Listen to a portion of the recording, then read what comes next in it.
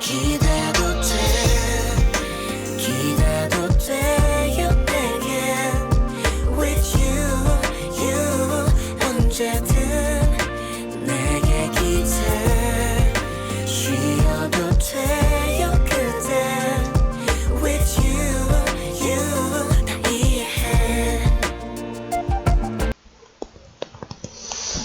자, 오늘 수업 시작하도록 하겠습니다. 아이고. 자, 오늘은 4대 문명에 대해서 우리가 배우게 됩니다.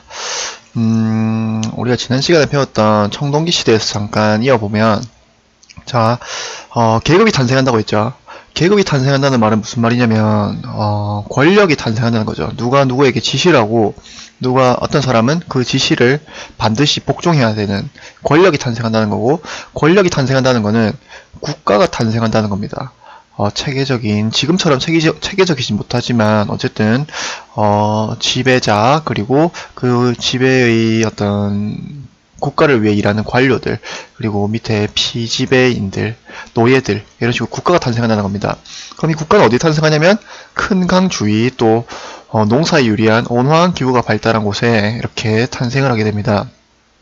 자, 이렇게 국가가 탄생하게 되면 이제 그 지방에 맞는 각종 제도와 그 문화에 맞는 특징이 발달하게 됩니다. 그래서 오늘 우리가 주의 깊게 봐야 될 점은 뭐냐면 그 4대 문명의 특징을 잘 구분하는 것이 핵심이라고 할 수 있겠습니다.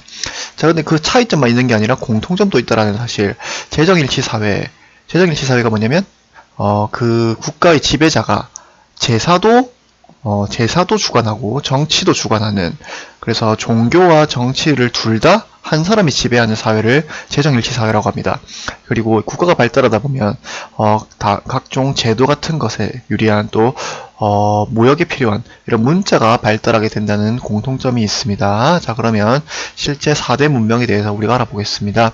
먼저 우리가 알아볼 문명은 메소포타미아 문명입니다. 보면 지도에 보면 여기가 지금은 이제 사우디아라비아 있고 시리아가 보이네요. 그리고 이라크가 있는 그런 쪽입니다. 자, 여기는 큰 강 주위라고 했죠. 유프라테스 강과 티그리스 강 사이에 있는 지역입니다. 인류 최초의 문명이 발생했고 BC 3500년 전. BC 3500년이 무슨 뜻이냐면 BC는 뭐냐면 Before Christ라고 해서 예수님이 태어나기 전입니다. 그래서 우리가 지금 서기 2017년이죠. 그러면 서기 2017년은 무슨 뜻이냐면 예수님이 태어나고 2017년이 흘렀다는 뜻입니다. 그래서 지금으로부터 BC 3500년이라면 지금으로부터 한 5500년 전이라고 생각하면 되겠습니다. 자, 이 메소포타미아 문명은 어떤 문자를 쓰냐면 쐐기 문자, 이렇게 쐐기 모양으로 생겼습니다. 이 무역이나 각종 제도 같은 걸 시행할 때 쓰던 문자입니다. 당시 이 메소포타미아인들의. 자, 그리고 태음력이라는 달력. 음력은 우리가 알다시피 달을 이용해서 만드는 달력입니다. 그래서 이 달을 이용해서 만든 태음력, 그리고 60진법이라는 숫자를 썼고, 지구라트라는 것을 건설하는데, 지구라트 뭐냐면 시험에 많이 나옵니다. 지구라트 사진이 선생님이 넣어놨는데 없어져 버렸네. 지구라트 사진 어디 있냐면 교과서 26쪽에 있습니다. 여기는 신전입니다. 신전. 제정일치사회라고 했죠. 그래서 하늘에 있는 신과 땅을 연결해주는 신전입니다. 지구라트는. 그리고 여기는 이렇게 사방으로 연결되어 있는, 사방에서 올 수 있는 지형이기 때문에 잦은 전쟁을 치르는 곳입니다. 침략도 많이 받고. 자, 그리고 여기의 특징이 뭐냐면 함무라비 법전이라는 법전이 탄생하는데, 이 법전의 특징이 어떤 특징이냐면 눈에는 눈, 이에는 이라고 해서 눈을 상하게 하면 그 사람의 눈을 뽑아버리고, 그 사람을 죽이면 그 사람도 죽이게 하는, 살인자는 그 사람도 죽이게 하는 이런 엄격한 법률인 함무라비 법전이 발달했다는 사실 특징입니다. 역시. 자, 근데 여기서 이 지방에 주목하겠습니다. 이 지방으로 내려가 봅시다. 자, 여기는 페니키아와 헤브라이라는 곳인데, 자, 이 페니키아는 이곳입니다. 이곳. 여기는 지중해를 이용한 무역이 발달하게 되면서 무역이 발달하면 얼마를 주고받고 그런 문자를 기록하는 게 발달합니다. 자, 그래서 이 문자가 현재의 알파벳이 됩니다. 알파벳. 자, 그리고 헤브라이라는 곳은 여기는 유대교라는 여기 이스라엘이 있고 예루살렘이 있죠. 이 유대교라는 종교가 탄생하는 곳인데 이 유대교가 나중에 발달하면서 크리스트교, 이슬람교에 영향을 주게 됩니다. 이 유대교가 유명한 것은 우리가 잘 알다시피 히틀러가 유태인들을 학살하죠. 그 사람 유대교를 믿는 사람들을 유태인이라고 합니다. 자, 그래서 여기까지가 메소포타미아 문명이었고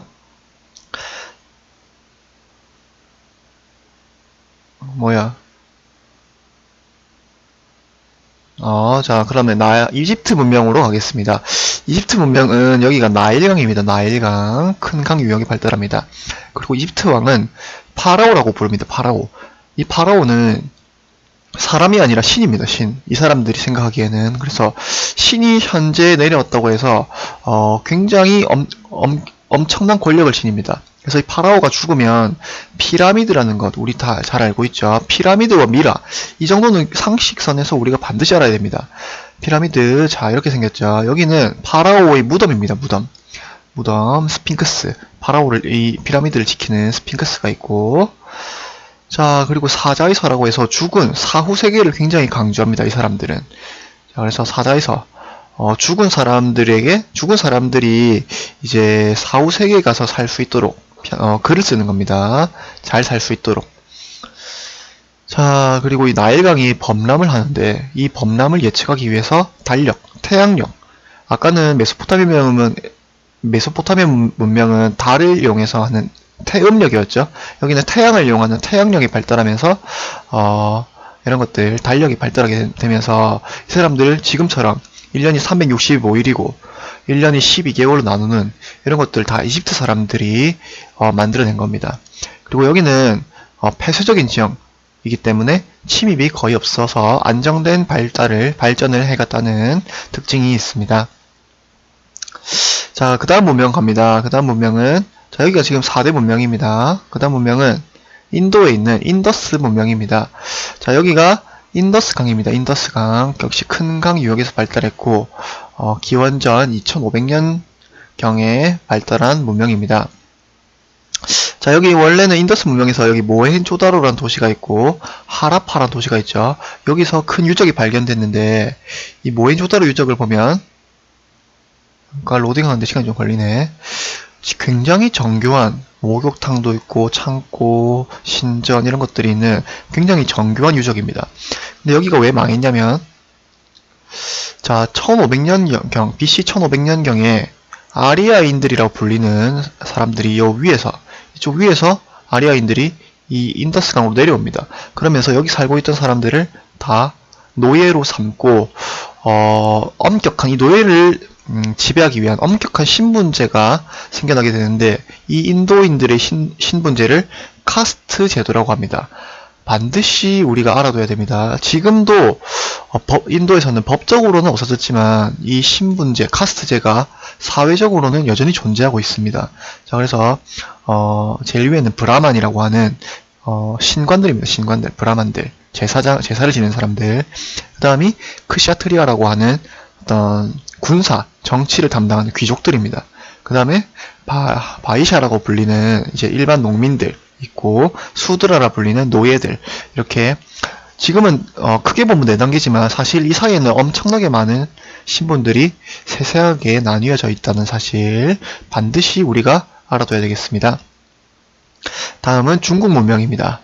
중국 문명은 황하강이라는 이 큰 강 주에서 주로 발달했고 기원전 1600년경 상나라라 불리는 나라가 최초로 발달하게 됩니다.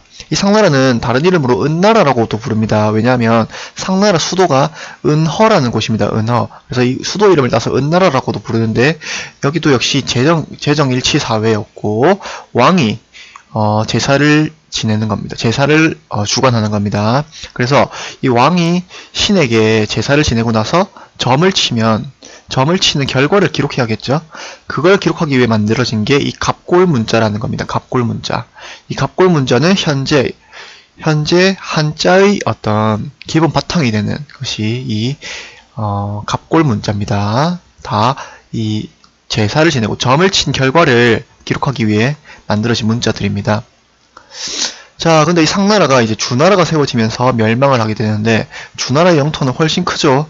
그래서 이 주나라는 이렇게 넓은 영토를 지배하기 위해서 봉건제라고 하는 제도를 실시하는데, 이 봉건제가 무슨 제도냐 반드시 기억해 둡시다. 우리 봉건제는 이 제후들에게 땅을 떼주는 겁니다. 이쪽 땅은 네가 가져라, 저쪽 땅은 네가 다스려라. 근데 아무한테나 이 제후에게 그런 큰 권력을 줄 수 없겠죠? 그래서 왕은 누구를 제후로 삼냐면 자기 신과 혈연적 관계에 있는 자기 둘째 아들, 셋째 아들, 넷째 아들 이런 식으로 제후를 임명합니다. 첫째 아들은 당연히 본인의 뒤를 이어서 왕이 돼야 되겠죠. 자, 근데 이 문제점이 뭐냐면 이 첫째 아들이 왕이고 둘째 아들이 제후들이면 이제 굉장히 가깝죠. 다 동생들이죠. 근데 이 첫째 아들의 다시 첫째 아들이 왕이 되겠죠? 여기도 둘째 아들의 아들들이 왕이 되어 가겠죠? 그러면 원래는 동생이었는데 이제 그 다음 대가 되면 사촌관계가 되죠. 사촌관계가. 근데 또 그 다음 관계가 되면 팔촌관계가 되죠. 점점 대가 내려갈수록 촌수가 멀어지면서 서로 남남과 다를 바 없는 관계가 됩니다. 자, 그러다 보니까 점점 시간이 흘러갈수록 이 제후들이 지방에 있으면서 사실 거의 남과 다를 바 없는 왕의 명령을 내가 왜 따라야 되지? 나는 여기 있으면 그냥 사실 왕과 다를 바 없는 권력을 누리는데 라고 하면서 점차 이 봉건제가 붕괴되어 간다는 사실까지 우리가 반드시 기억해 둡시다. 알겠죠? 자, 수업은 여기까지고 이 4대 문명의 특징을 반드시 구분할 수 있어야 되겠습니다. 수업은 여기까지입니다.